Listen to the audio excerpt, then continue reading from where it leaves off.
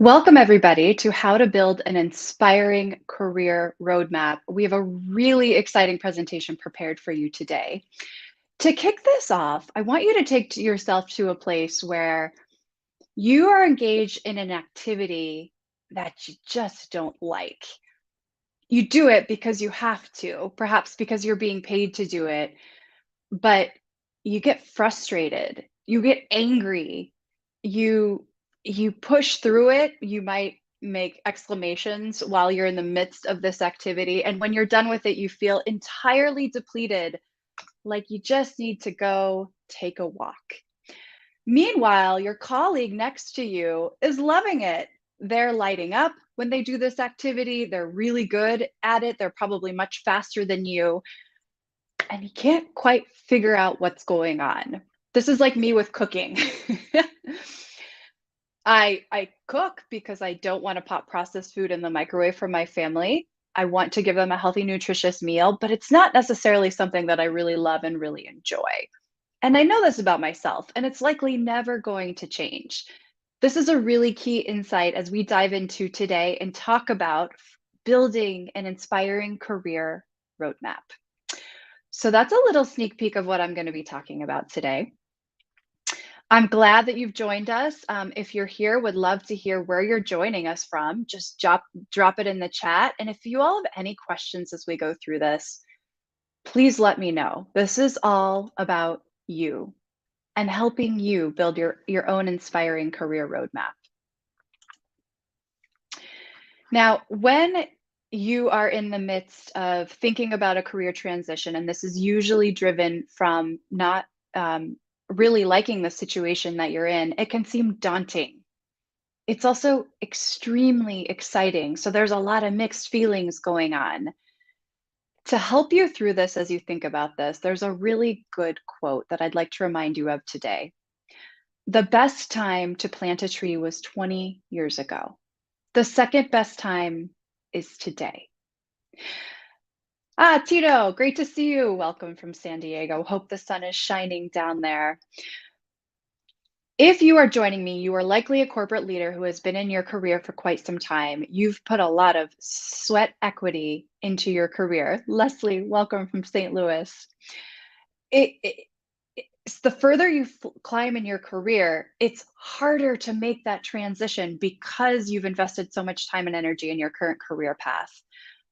However, finding the path that's really going to cater to your strengths and the activities that light you up are going to make you happier and more successful.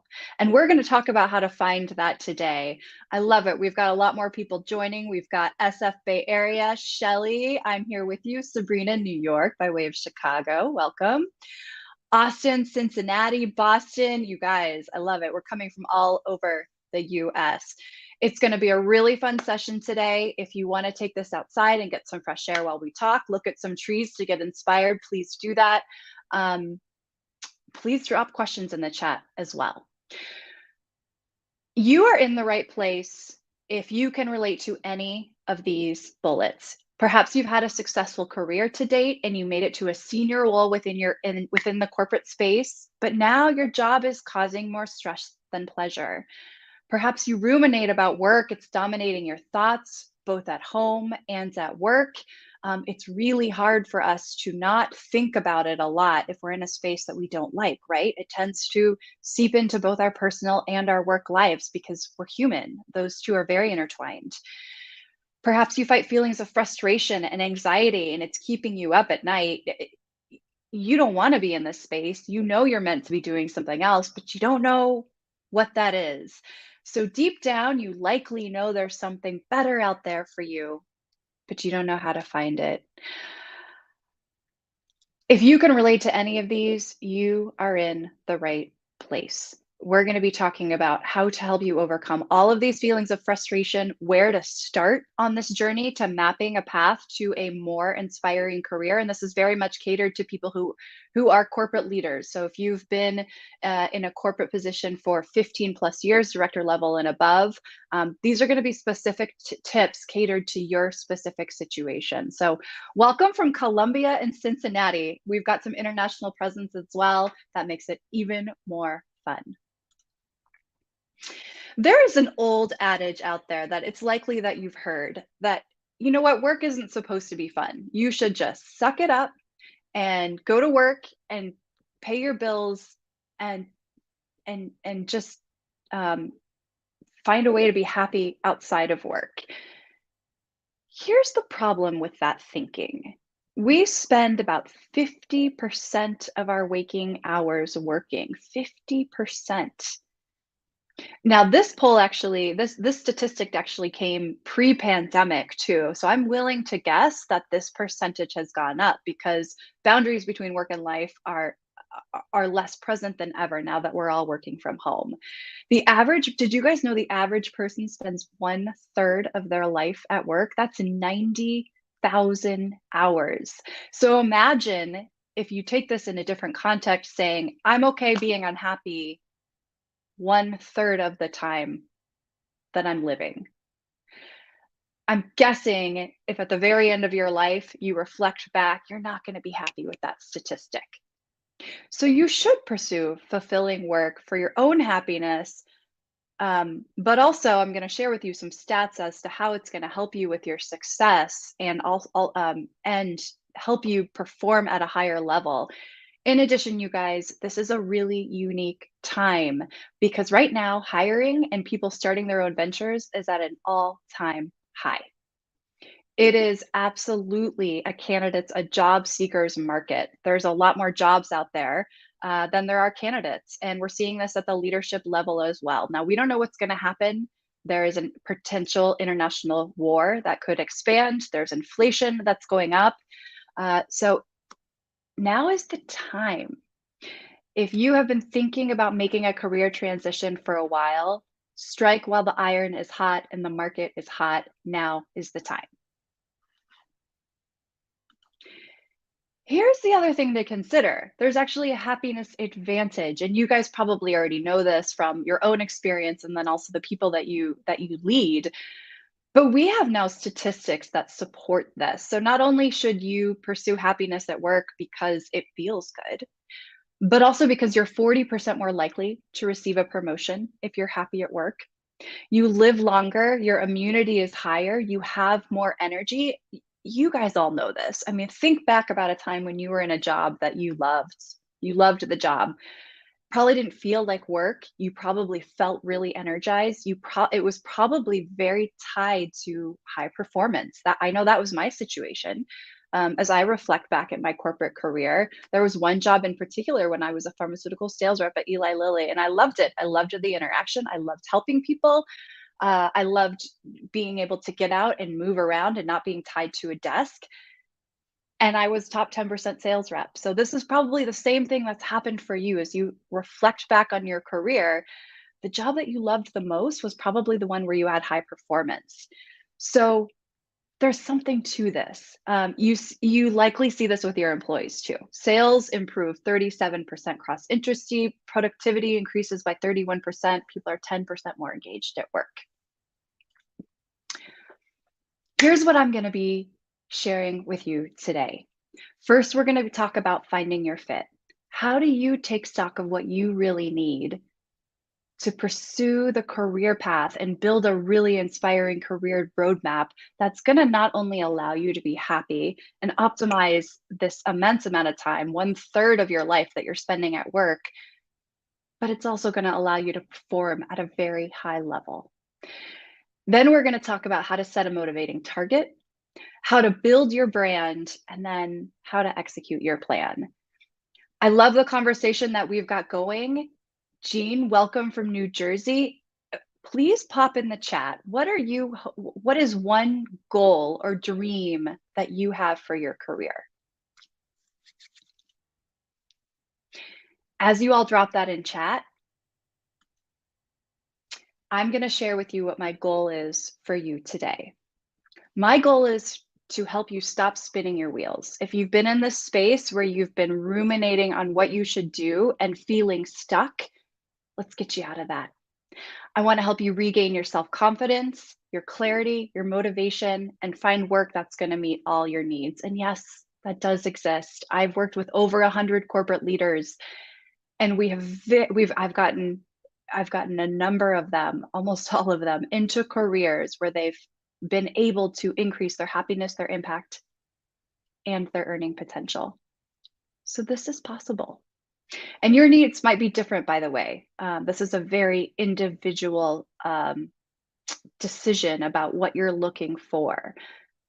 But that's where you want to start by asking yourself what you want, what you're looking for out of your career. This could be a good time to introduce you to me. Who am I? My name is Amy Sanchez. I'm an executive career and leadership coach. Prior to becoming a coach, I spent 13 years in the corporate space working for Fortune 40 companies like Johnson & Johnson and Eli Lilly and startup companies. I got my MBA at USC. I went through a very personal transformation where I really questioned what I wanted to do with my life and my career. And that led me to discover coaching. And I can't tell you, you guys, the transition that I made from marketing and coaching, it was like a light bulb lit up. There were things I really loved about marketing, but coaching is just such a better fit for me as a person. It caters to my strengths, and it's aligned with my purpose, what I want to do in life. I've got a professional certified coaching federation from the International Coaching Federation.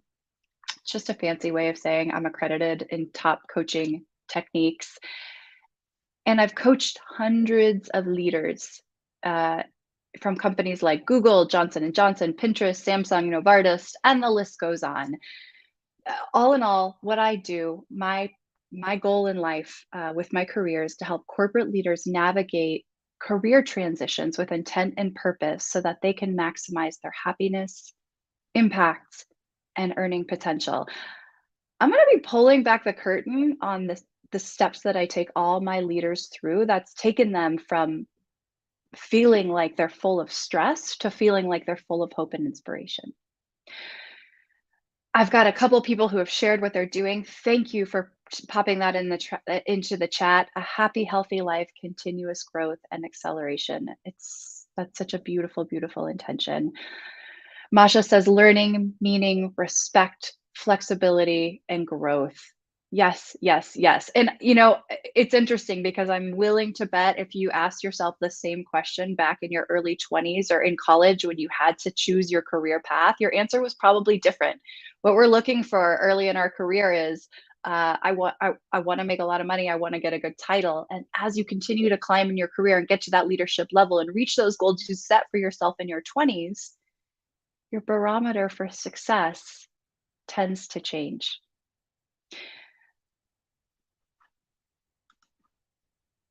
So let's dive into it. Let's talk about you. How do you find your fit? How do you take stock of what you really need? A lot of people will jump right to the career search.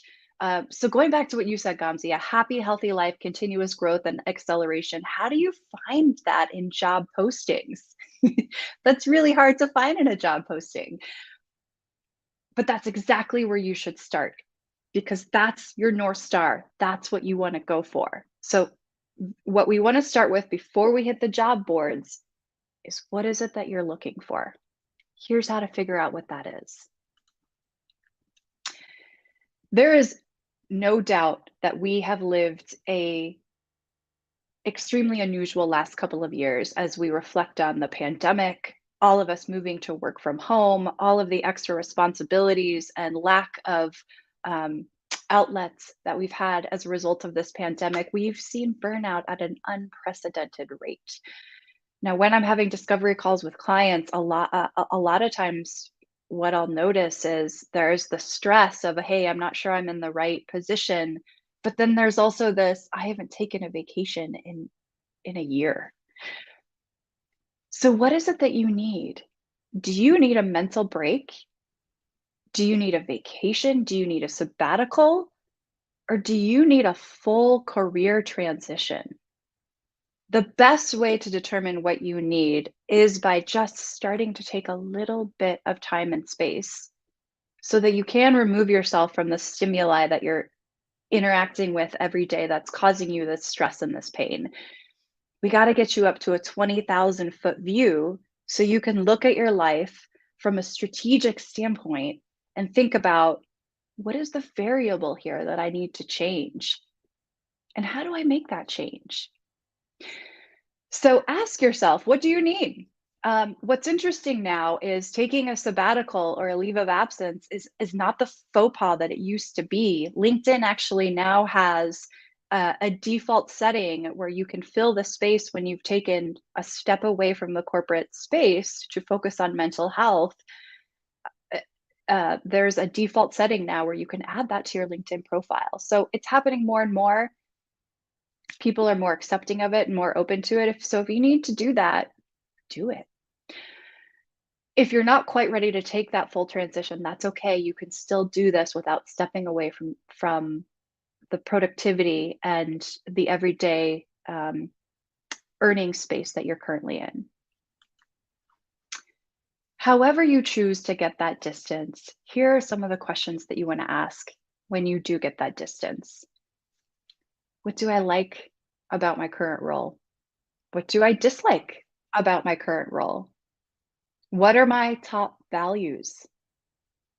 Values is a big one, you guys. This is a really big one as we think about um, moving forward in life. Back to what Gamzi said: happy, healthy life, continuous growth, and acceleration. I'm seeing some top values come out there. So think about what your top values are, what you're able to honor in your current role, what you're not able to honor in your current role. What is my definition of success? Many times we're chasing an old definition of success. I'm currently working with a client, um, senior role of marketing, big pharmaceutical company. She was pursuing this old definition of success that it was leaving her completely drained and unhappy, and didn't involve this new life that she had built in the past 15 years with kids and friends. It wasn't about working 24/7 anymore. There were much bigger parts of her life that she needed to nourish in order to perform better at work. Am I able to be successful in my current situation? Whom and what am I staying in my current role for? Are you doing it for you, or are you doing it for somebody else? There's no right or wrong answer. Just gaining awareness about this is a really important first step. And here's the big one: what would make me happier? Could you answer that today? Do you know what that is? If you don't, that's okay. If you do, that's when you start to put the wheels in motion of action. Know this: nothing is wrong with you. If you're feeling this angst, if you're feeling this stress, if you're not feeling like you're performing in the way that you used to, or you're not as engaged as you used to be, that's okay. That's normal. Discomfort is a necessary and important part of change. It doesn't mean anything's wrong with you. It doesn't mean that you have to lose your self confidence. It means there's something else calling you.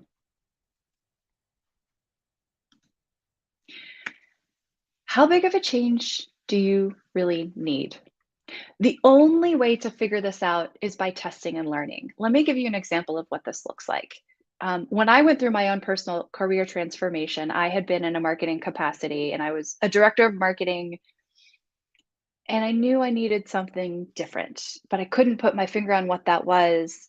And I wasn't quite ready to give up everything that I built for so long without knowing what I was going for. So I started to remove and test variables. I moved from a full time marketing role into a contract marketing role. And what I realized was that wasn't enough. I still had the same feelings that I needed to be doing something else.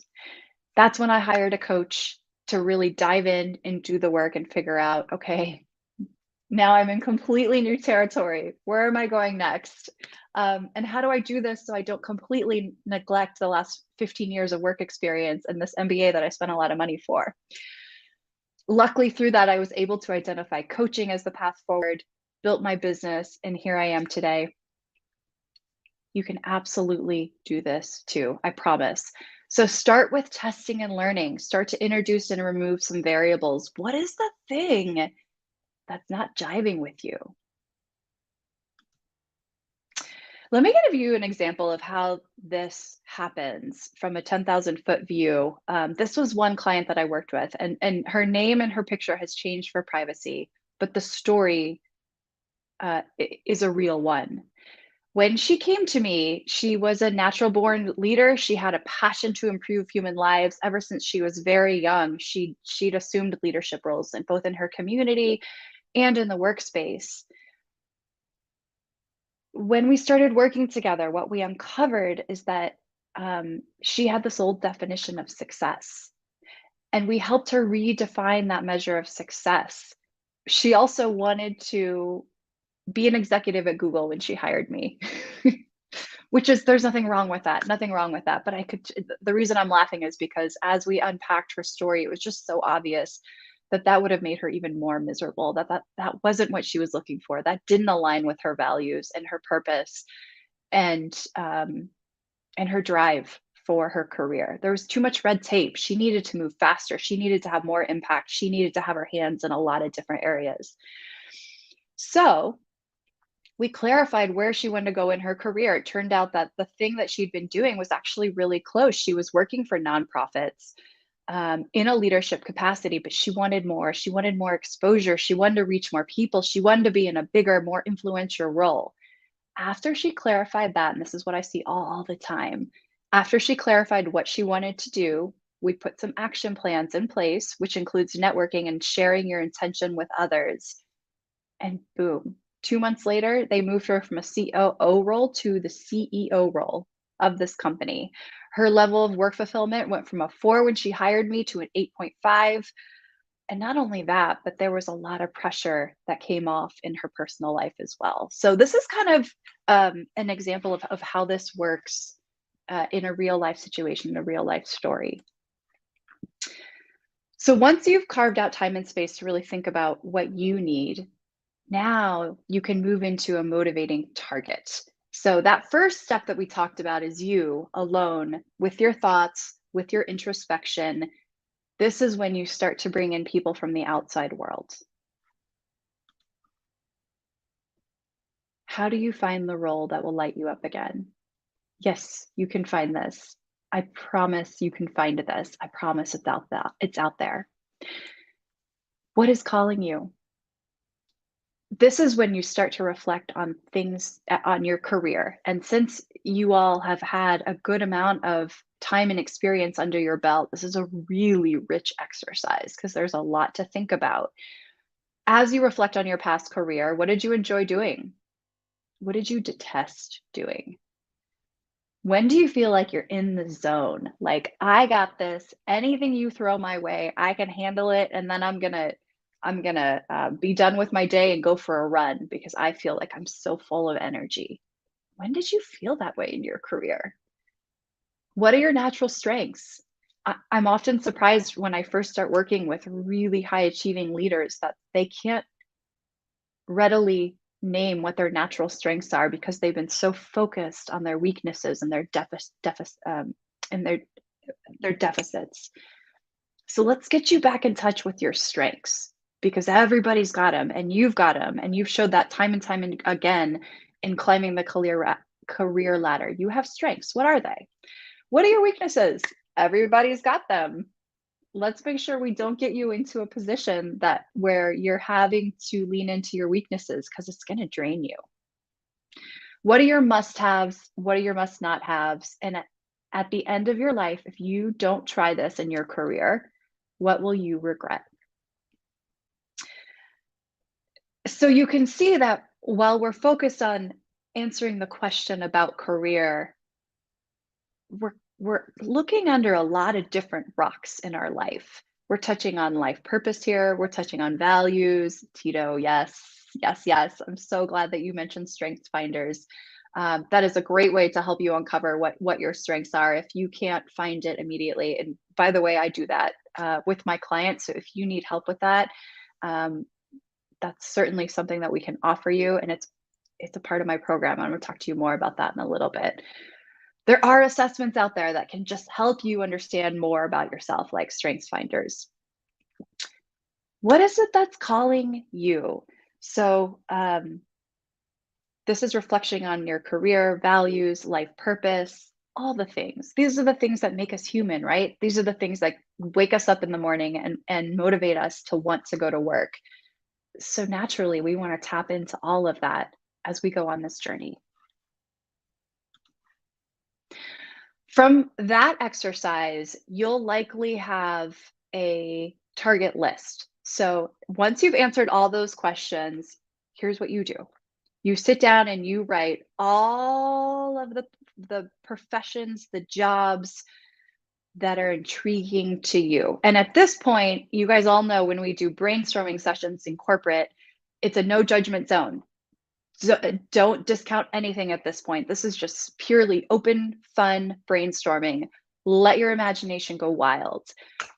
What are the jobs that you are interested in? And don't worry at this point, don't worry about how much money you're going to make or what your friends or what your neighbors or what your family's going to think. Um, we're going to get to a point where we find a career that makes sense all around. But at this point, we just want to tap into what are you interested in? Because what you'll find is when you start listing out all these careers, you might find a theme that you didn't see before. Let me give you an example. When I went through this, some of the jobs that I wrote down were real estate, yoga teacher, physical therapist.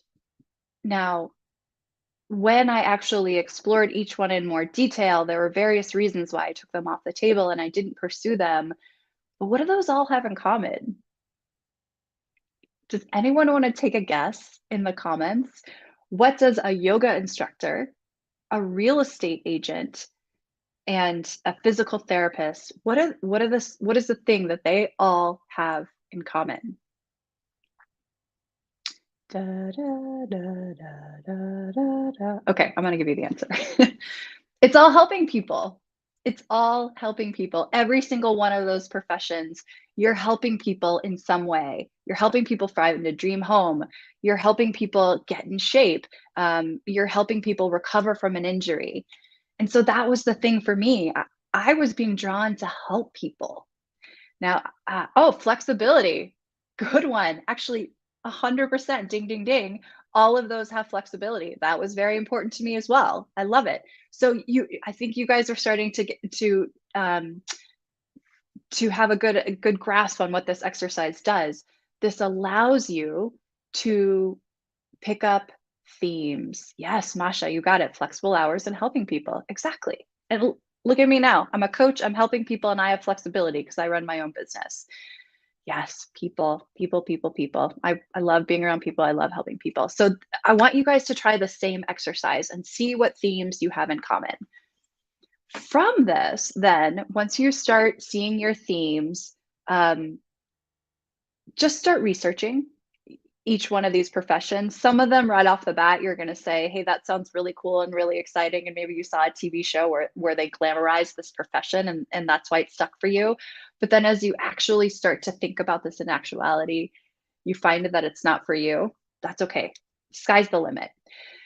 Now you're going to start uh, making your list smaller. What are the professions that are really calling to you, that are really exciting for you? Not only cognitively, yeah, that sounds like it could be interesting. I like that a lot. But when you think about it and you look at it, you feel something in your body that lights you up. Some people feel it in their gut, and it's their intuition. Some people feel a welling in their chest. This is the other thing as you go on this journey in the corporate space, we're so focused on cognitive, evaluating things in a cognitive way. This is how we get work done, right? We think through things, we introduce logic. When you go on this process of building your career roadmap, I want you to not only tap into your logic and your cerebral way of thinking. I want you to also tap into your emotion and your intuition. Because as humans, we have a unique ability to receive information, interpret information from more than just our logic. But in the corporate space, we often don't know how to tap into that, or we're not encouraged to tap into that. So we lose access to that. In this journey, that's going to be super, super important because sometimes your emotions and your intuition know before your brain does. So get yourself more information. Network, start talking to people in these positions. So let's say in this, you decide like, hey, I might be interested in, I have a client who's doing child advocacy. She's going from working in a J&J senior marketing role, and she's moving into the space of child advocacy. So the way she started was just talking to people into the child advocacy space. What do you do? What are the skills that it takes to get into this type of a position? What does your day-to-day look like?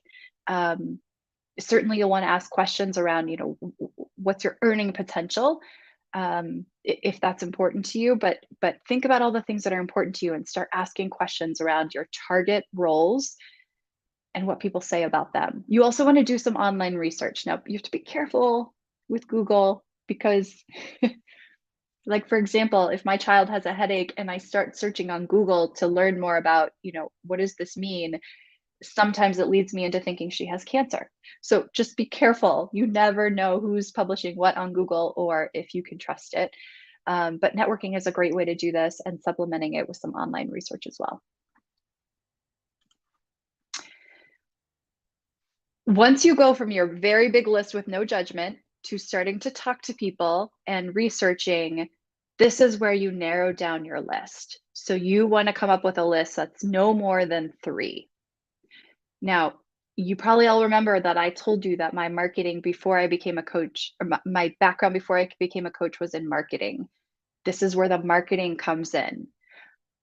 Before you go on your job search, you want to be very clear on what your target is for a few different reasons. One, this is how you build your brand. This is how you pull in keywords into your LinkedIn, into your resume. How do you know what keywords to pull in if you don't know what your target is? And two, this is where the law of attraction applies. As you start to go on this search and you start to talk to people, you want to share what your intention is, where you want to go. And when you start to put that out, it is really incredible how it starts to come back to you. It's like this magnet. So, for those 2 reasons, this is why it's really important before you just jump into the job boards and start your job search to have your target jobs.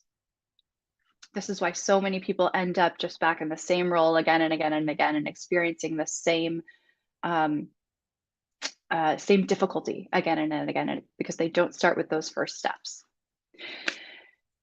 Here's another way that this can play out. So this was a client that I worked with, Tom. He was head of enterprise product. He'd gone from a large company to a smaller company because he wanted to have more impact. But he found when he went into the smaller company, he wasn't a part of those leadership conversations. He wasn't at the table when they were setting strategy, and that's where he wanted to be. That's what filled his cup. He really, when he hired me, he felt very much out of control and powerless. And so, what we did, a lot of the work that I'm introducing to you, we re-tapped into what his strengths were, what he was looking for. It turned out what he really loved doing was solving the problems that nobody else wanted to take on. Guess what? There are a lot of those at a startup. So he identified the one big problem that was actually sinking the ship, and came up with a solution. And after that, he was getting one-on-ones with the CEO. His boss was actually let go and he was promoted. And in parallel, because we were doing this work together and he was in this phase where he had identified what he wanted and was starting to network, he got a job offer from another company doing exactly what he wanted to do. That involved a promotion. It was a bigger company, bigger impact. So he got promoted to VP, and he started to do something he really, really enjoyed in a space that was inspiring to him, and he was making more money.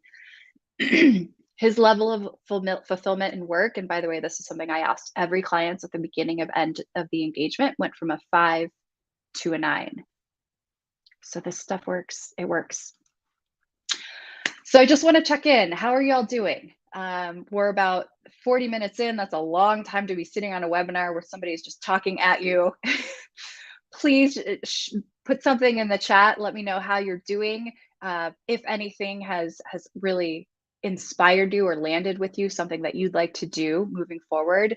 Would love to hear from you guys and what is resonating. As you all start to share that in the chat, I'm gonna take you through the next step, the third step, which is build your brand. So after you've gone through the internal work, you've done the brainstorming step, identified the roles that you like, and then started to narrow down your target. This is a great time to build your brand. So just like in marketing, before you build a marketing campaign, you want to understand who your target consumer is and what their needs are. It's the same thing. You are the product. And so we want to build a brand that's going to attract the role that you want. Here's how that works. There are three thi- three thi- three key things that are a part of this step. The law of attraction. Yes. Yes. It's a big one. As you go on this journey, there are going to be you're going to want to think about your LinkedIn, and the fact that you guys are all on LinkedIn already is you're a step ahead of the game. This is where a lot of the networking is happening today because we're all remote. I can't tell you how much LinkedIn has grown in the last couple of years. This is a place where the search features and the filtering features that LinkedIn has makes this super easy to start finding people that you want to talk with, who you can learn more from, and can get you connected to those decision makers and those hiring managers. So think of LinkedIn as a way to establish awareness and interest in you and your as a person and as a brand. Your resume then, once they're interested in you and they have awareness of you, creates desire. And all around this is going to be networking, because you're going to want to be networking throughout this entire time. In the beginning, as you're learning, as you're having interviews, you want to keep networking to keep filling your bench. You want to have a lot of opportunities lined up in your funnel, because you just never know which one's going to take and which one isn't. And you're not looking just for a job, you're looking for the right job. So that's going to be a part of it the whole way. So that's a really good way to think of it. When you start going to your LinkedIn and resume, here is what you're going to want to do. Now that you know what your target role is, you're going to find 3 to 5 job listings in the area that you're targeting that really excite you. Now, this is where you start to use the job boards, by the way. Don't use them in the beginning of your search. This is where you pull in the job boards. Now it doesn't matter location. I mean, it could be across the world, and that doesn't matter at this point. All that matters is you want to find 3 to 5 jobs that when you read the job description, you feel kind of tingly, like you get really excited. That's the emotion we're going for. When you find those 3 to 5 jobs, what I like to do is print it out and then highlight the keywords that show up across these jobs. Those are the keywords that you're going to want to pull into your resume and pull into your LinkedIn, because as people are searching, that's what they're looking for in the role that you're targeting. So that's how you sort of build your brand with your target in mind, so that you're going to start attracting the roles that you want, and you're going to start to look like the good fit, the fit that they're looking for as they hire for these positions. You're all, like I mentioned, networking is a part of this. So here's an interesting stat.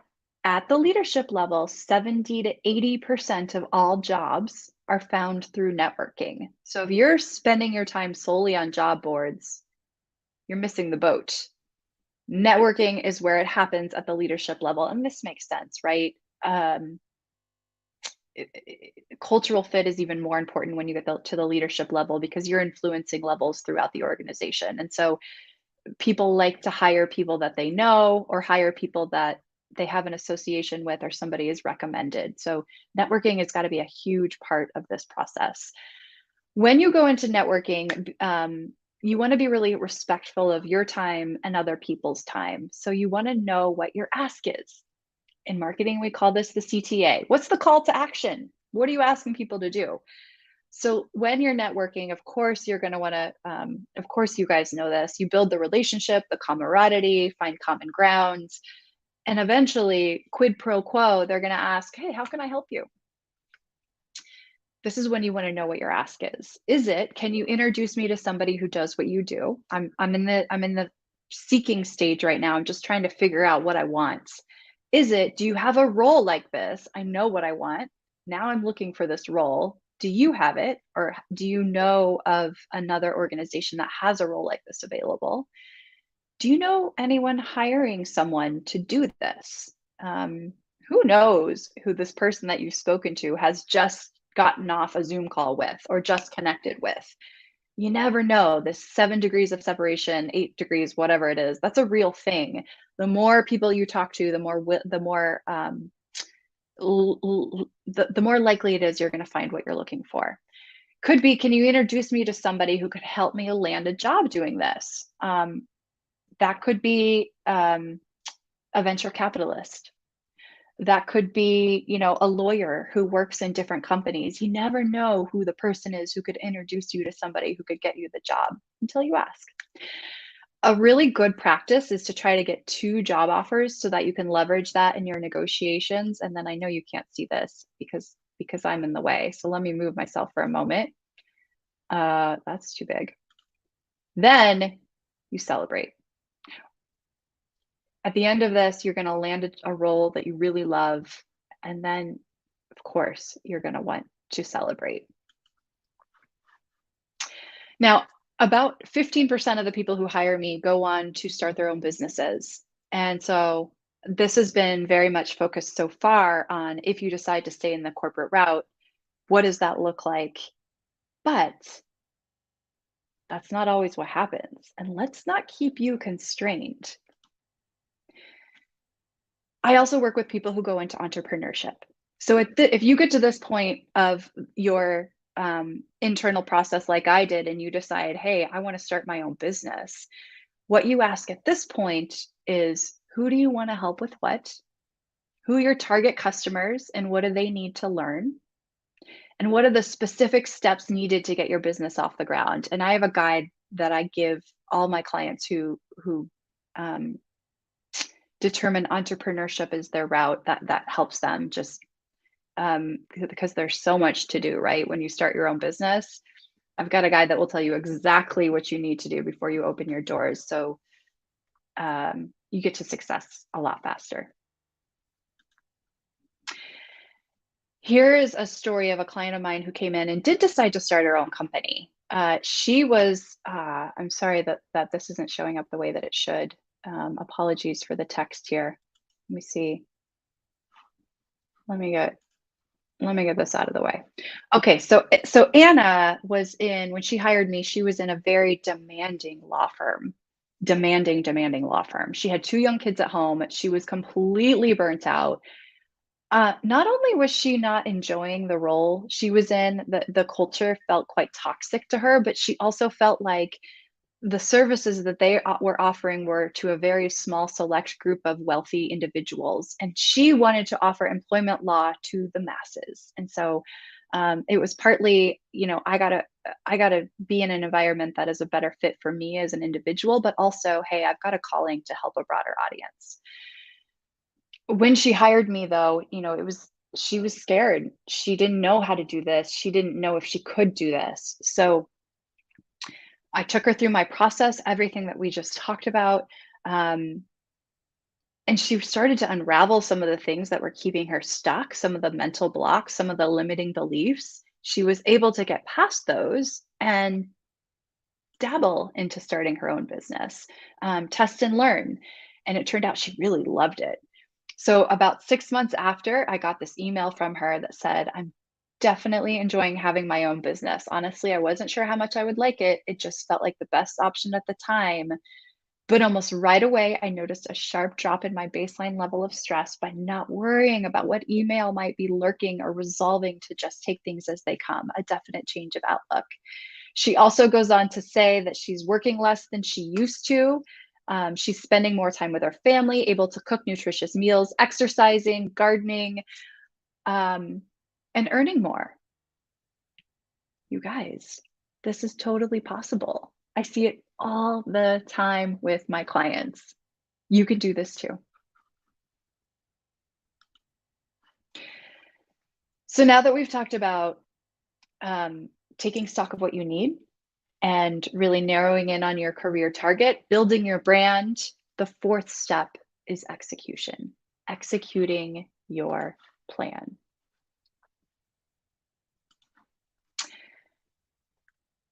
How many of you get things done if it's not on your calendar? How many of you in the beginning of the week have said, "Oh, I'm gonna do this and this and this and this and this and this and this," and at the end of your week, it's a Friday afternoon, like right now, and you think back and you're like, "Oh man, I got like half the things done that I said that I wanted to do." Well, part of that might be you just are you're expecting a little bit too much. Your expectations are unrealistic. I know that I suffer from that. But the other part of it could be that it's not on your calendar. If it doesn't if it's not on your calendar, it doesn't get done. So a really small but instrumental key to success here is block your calendar weekly to spend time on this journey. You really I hope you believe this. You owe it to yourself to discover the thing that's really going to light you up again. And you can find it. But it does take time. It does take dedication. It does take consistency. So block off time to really enable yourself to go through these steps. Start with introspection. If you haven't yet had a chance to take a screenshot of this, please do it now. These are the questions that you'll want to start with. Values, what you're looking for, what do you not want to do? What is your life purpose? And again, if you get stuck on any of these, I've got exercises that will help you through all of these. And what is it that you want to be, or how do you want to show up? What's important to you? What's the delta between how you're showing up now and how you want to show up? And what do you want to accomplish? Then you identify your motivating roles. This is when you start to spring into action. You network, you research, you narrow down to 3 or less. Ideally, you're trying to get to one target job. Then you build your brand. You leverage that insight about where you want to go to start pulling in those keywords, and you're starting to send this out into the universe. Everyone you talk to, hey, here's what I'm looking for. Here's what I'm looking for. You're visualizing. Here's what I want to go. Here's where I see myself. This is a full on, you're just putting it out there wherever you can. And it comes to you. I promise you guys, I can't explain it, but I see it time and time and time and time again. Once you're clear on what you want and you take steps towards attracting it, it will come to you. It might not be in the form that you originally thought it was going to be, but it will be exactly what you need. So keep networking and be super clear on what your ask is so that when you take your own valuable time, which I know is not a lot, time is limited, that you're getting right to the heart of it. What is it that you're asking for in each one of these conversations? What do you need help with? Here's another piece of this. How many of you were watching the Olympics and saw an athlete that you know was qualified to be there? I mean, nobody gets to the Olympics unless they are qualified to be there. They have put in the hours, they have put in the strength training. Yeah, I hear you, Gamzee. Defining what you want is hard. I can help you with that. When these athletes go into strength training, they're physically ready. They have everything that they need within their body to be successful in the Olympics. And when the time comes to compete, they crumble. The pressure, the overwhelm, it's just too much for them. And their mind suddenly takes over, and all of these hours of training disappear in one race. It is heartbreaking to see. The reason I bring this up is because mindset and trust are a huge part of this. Believe in yourself and have faith. The minute you believe this won't happen and you can't make it happen, take some space, take a break. That's super. I mean, it's a journey, right? There's ups and downs, there's ebbs and flows. That's normal to feel more energized and excited some days than others. But when you get into this really deep, dark space and you don't feel like you can make it happen, go back to something that really lights you up and reconnect with that belief and that trace, that trust and that faith. When you do this and when you're tuned in to things outside of what's happening just in the day to day, you'll start to see signs. This was really, really interesting and unexpected for me on my journey. And I see this all the time with my clients too. Number one, we talked internally, listen to your body, tune into your intuition. We know you're going to use your mind. You do that every day in the corporate space, but there's other pieces um, of us as humans that can give us clues that we need to find the right path. But also, there are external cues. There are just things that you're like, wow, I I can't believe that just happened. If I did not need if I did not know I was on the right path already, that just confirmed it. It's likely that a lot of you know what I'm talking about because you've already had this experience before. But when you are on a journey like this, that shows up if you let it. You will see clues along the way that you're on the right path. When you find the thing you're meant to do, you'll know. For some people, it's like a lightning strike. For some of my clients, it's just a gradual recognition until it becomes a certainty. It's kind of like falling in love. You either know right away or it's something that develops over time, but you'll know. You'll just know. It'll feel good all around. Yep, checks in with my head. Yep, checks in with my heart. Yep, checks in with my intuition. When you go on this journey, if you go through the right steps, when you find the thing you're meant to do, you'll just know, and it feels so good when you get there. So yes, you can absolutely do this. If this is enough for you, then I am so happy and I wish you the best. And please keep me posted and let me know how it works, this journey works for you. If you'd like a little bit more help with this from somebody who's done this with hundreds of corporate leaders, um, here's a little bit of information. I have a coaching program that is designed to fit a very busy schedule because I work with corporate leaders. Yes, you need to make time, and yes, you need to dedicate yourself to the process. Whether you work with me or another coach, or you do this yourself, that's got to be part of it. Consistency is key, and dedicating time is key. Imagine this, in 6 months, you could be in a completely different role. This change that you're seeking, it could start today. Coaching is kind of a newer industry as industries go, and so there are some questions about what is coaching and why would I choose coaching to go on this journey? There's lots of other options, talking to mentors, doing this on your own. Sometimes people work with a therapist to help them with this. Um, Coaching may or may not be the right fit for you, but coaching helps people who are really busy and when they have limited free time, they want to dedicate it to something that they know works. The other reason why coaching could be helpful is because coaching is focused on forward movement and forward momentum, whereas therapy is sort of looking at the past.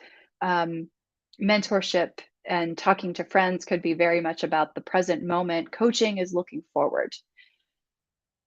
For me, what I'm looking to do and what I do with all my clients is we're looking to maximize happiness, impact, and earning potential as we go on this journey together.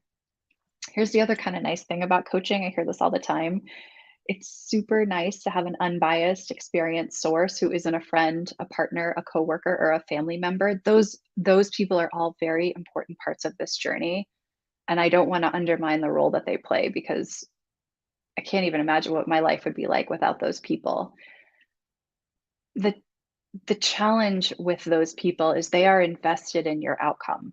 And so they really want to see you happy. And so sometimes the advice that they offer may not be the right thing for you. Um, a coach who is trained is an unbiased source who just helps you come to these conclusions yourself without influencing where you want to go. Here's what my program looks like if this is something that you're interested in hearing more about. I kick off all engagements with an energy leadership assessment. This is a really interesting way to help you uncover what is the predominant lens that you're using as you interact with the world. We all have preconceived notions, judgments, beliefs, assumptions that we've either learned or we've um, have just been ingrained in us from childhood that can color the way that we're seeing the world. The energy leadership assessment that I start with helps us identify those. We very quickly learn what's working and what's getting in your way. I also, Tito, to your point, offer a DISC and StrengthsFinders assessment if I feel like they'll be helpful as you go on this journey. It just depends on, I do a very personalized, individualized package. It just depends on what the particular challenge is that you're trying to work through, the question you're trying to solve for. I bring in all these tools and resources to help you take that leap forward. In addition, there are biweekly coaching calls and dedicated exercises between calls to accelerate your progress. We keep the momentum going. I've got team support. Over the years, I've met some really talented people who do this stuff much better than I could, and so I bring them into the process. I've got somebody who can rewrite LinkedIn, rewrite resumes. I have an alignment coach who's just incredible, who can help some of this early, removing barriers and blocks, um, who I pull in when it's necessary. In addition, when people work with me, they get lifetime access to the resources that I've built, including preparing your networking strategy, how to ace your interview, negotiate what you're worth. Negotiation can be a really important part of this. One of my clients, we actually negotiated at $100,000 signing bonus for him. So coaching more than pays for itself, I can tell you that. And I've talked about how to start your own business. That's a big part of this too. And there's just so much more. In general, what I'm looking for my clients to do is increase their level of fulfillment. When you increase your level of fulfillment, that's when the magic happens. That's when the clarity comes, the promotions, the customers, whatever it is that you're looking for. That's when it starts to flow. There's a lot of career coaches out there. And hey, if you already know what you're looking to do, I might not be the right person for you. You might just want to go straight into somebody who gets you into the applying stage. If you want something that's truly going to be fulfilling for you, that's what this program does. I'm a classically trained coach, as I mentioned, and I've got that marketing piece. So you have expert support on both. Thanks, Gamsey, for coming. It was great to see you. There's no limit to your career destination, and you guys can see on my website, swim-against.com, there's ROI associated with my program, because we do that measure of life fulfillment and all kinds of promotions, raises, you name it, that comes with that. I have worked with 100+ previous clients who have transitioned into jobs that they love, and my expertise is working with corporate leaders. There are some people that this program is not for. If you're not serious about making a job change, this is probably not the right program for you, or the timing is not right if you're not ready. If you're not an action taker, if you want somebody else to do it for you, if you want to press the easy button, my method works, but it takes vulnerability, dedication, and time. It's probably not for you if you just want me to rewrite your resume and give you access to my network. That's not what I'm about. Of course, I open up my network to my clients. That's not why I'm here primarily. You aren't ready. It's not for you if you're not ready to invest the time and money in creating a career that would be sustainable and fulfilling. This does take time, effort, and energy. And it's probably not for you if you're not looking for deeper impact and to impart positivity on the world. That's part of my mission, is to work with really great people who want to change the world for the better. And part of that is just helping you show up in a way that exudes positive energy, because energy is contagious. I'm not like a lot of coaches in that I don't accept everybody. My goal is to create incredible case studies and amplify impact. That being said, everybody who is here today, we'd love for you to jump in and take this survey just to learn a little bit more about you and your unique goals. So as we build content in the future, we can take that into consideration. There's also going to be an opportunity at the end of this survey to book time with me. And so you and I can really dive into what you're looking to do with your career and determine if you would be a good fit for this program. So if this sounds like something that could be intriguing for you, if this is a journey that you'd like to go on, I'd be more than happy to talk to you. Thank you so much for that very, very kind comment. This was a genuine, insightful webinar. Thank you all for attending today. Uh, I would love to hear your thoughts and what stuck out at you, what you liked about this, what you're going to do moving forward. Either way, let's stay in touch. And I wish you all the best. And I hope our paths cross soon. Take care and enjoy the weekend.